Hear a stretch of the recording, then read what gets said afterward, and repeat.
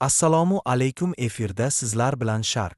So'nggi paytlarda ijtimoiy tarmoqlarda O'zbekistonda xitoyliklar ko'payib ketayotgani haqida turli xabarlar har xil ko'rinishda talqin qilinmoqda. Ba'zi axborotlarda go'yoki O'zbekiston yerlari Xitoyga o'tib ketayotgani haqida ham ma'lumotlar keltiriladi. Ana shu xabarlarni tarmoqlar orqali keng auditoriyaga tarqatayotganlar hatto mazkur jarayonda O'zbekiston hukumatini harakatsizlikda va chorasizlikda ham ayblashmoqda. Mazkur xabarlar yuzasidan Bosh vazir matbuot kotibi Bekzod Hidoyatov o'z izohini berdi. Hozir butun dunyoda investitsiyalarning ko'chishi kuzatilmoqda. Prezidentimiz sa'y-harakatlari bilan O'zbekistonda iqtisodiyot rivojlanyapti. Ochiq va pragmatik siyosat olib borilyapti. Mamlakatga ko'plab sarmoyadorlar kirib kelmoqda. Albatta, bu rivojlanayotgan davlat uchun normal jarayon. Qolaversa, mamlakatimizga nafaqat Xitoy, balki boshqa davlatlardan, masalan, Germaniya, Fransiya, Turkiya, Hindiston, Eron, Saudiya Arabistoni, Malayziya kabilardan ham ko'plab investorlar hamda tadbirkorlar kelib faoliyat yuritmoqda. Shu jumladan o'zbekistonlik tadbirkorlar yoki migrantlar turli davlatlarda, xususan Xitoyda ham faoliyat yuritmoqda.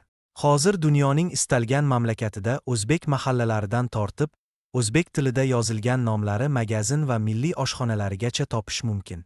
Xitoy masalasiga kelsak, aholi soni bo'yicha dunyoda yetakchi, hatto G'arbiy Yevropa, Shimoliy Amerikada katta diasporalar bor. Lekin hech kim ularning xavfi borligi to'g'risida gapirmaydi. Shunday ekan, bu borada hech qanday xavotirga o'rin yo'q. Bu xuddiki markazlashgan holda uchinchi tomonning manfaati bilan boshqarilayotgan manipulятsion kompaniyaga o'xshaydi. Shuning uchun yurtdoshlarimizdan provokatorlarning turli manipulyatsiyalariga ishonmaslikni so'raymiz. Xitoy O'zbekistonning tarixiy va yaqin hamkori hamda strategik sherigidir. U bizning hududiy yaxlitligimiz va suverenitetimizni hurmat qiladi hamda qat'iy qo'llab-quvvatlaydi. Hatto bu bo'yicha alohida shartnoma ham imzolangan. Ya'ni, bundan vahima ko'tarishga asos yo'q.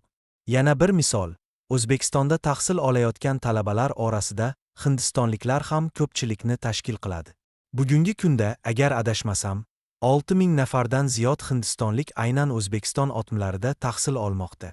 Lekin bu degani O'zbekistonni hindlar egallab oladi, degani emas-ku. Qaytaraman, O'zbekiston avvalgidek yopiq davlat emas.